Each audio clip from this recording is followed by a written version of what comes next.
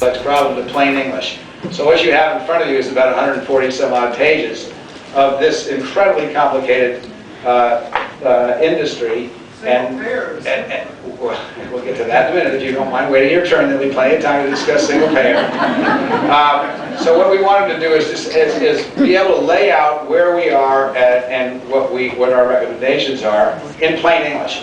The other thing about this, which is really fun, and some of which the guys from CAP brought in, is there are sections in this book for how to refute all the lies that are busy being told by the Rush Limbaugh and Ann Coulter and the whack jobs that pass for the Republican Party these days. But it's true. I mean, Dave Durenberger, who was a wonderful Republican senator from Minnesota, retired, was in the audience last night in San Francisco when I was doing this. Now, if we'd had Republicans like that, we could actually come to a reasonable compromise, but they don't seem to be too many reasonable Republicans anymore. I don't know what's become of the Republican Party. So if you would like to participate in this, I would ask you to give me the courtesy in your audience who's taking their lunch hour and be quiet until the question period, okay? Then I will call on you. And if you wouldn't like to, we'd be very happy to get security to ask you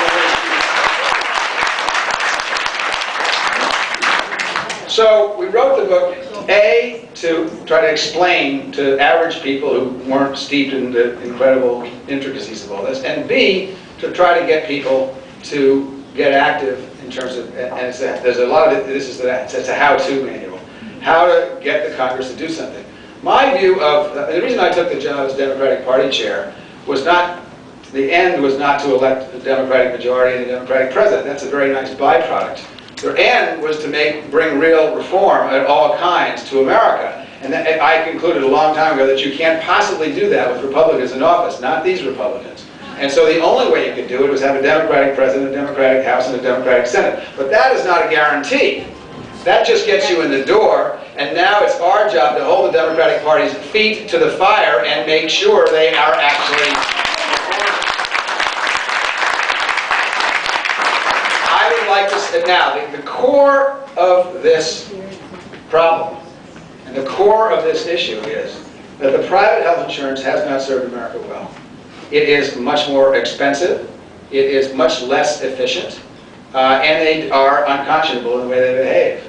The majority of Americans, primary care physicians in America today favor single payer. That was not true 15 years ago.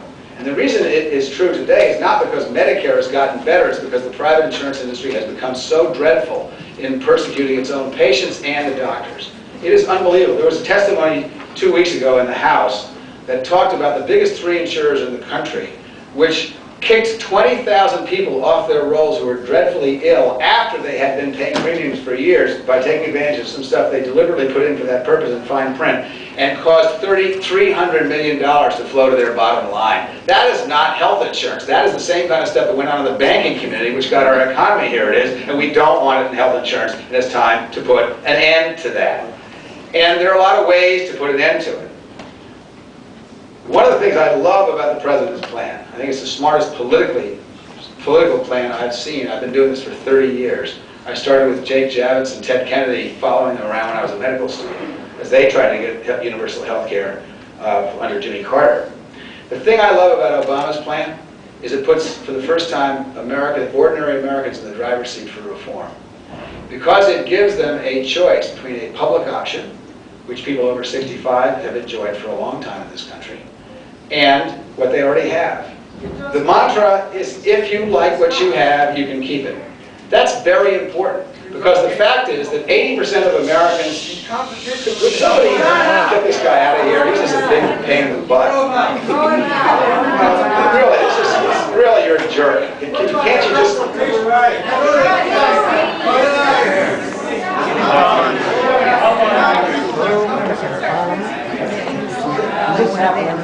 No, it never happens. Only in Portland. So here's the problem with oh, maybe he works for Cigna? Maybe he does. McKenna, Aldridge, and Long. They represent Cigna. It's on their website. How do you reconcile that? Because I don't do any work for them. For McKenna, wait a minute, hold on, wait a minute. Look, If I were coming to give a political speech, you guys hecklers are fine. It really is true. I don't mind being heckled. But there are a couple of hundred people in this room who have given up their lunch hour to hear this and get books signed. I think you ought to have respect for these people. Because if you don't have respect for these people, then I respect anything else.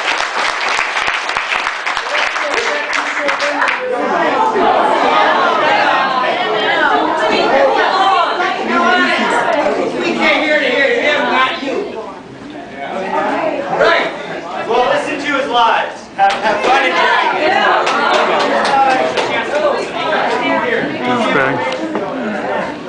Wake up, America. Wake up. Thank you. Sorry. So here's the deal with Obama's plan and the reason I like it.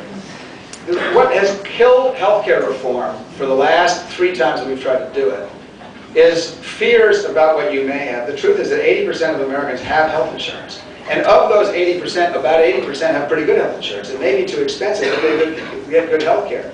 So 80 times 80 is 64, right? Or 0.8 times 80 is 64. 64% always beats 34% in a democracy.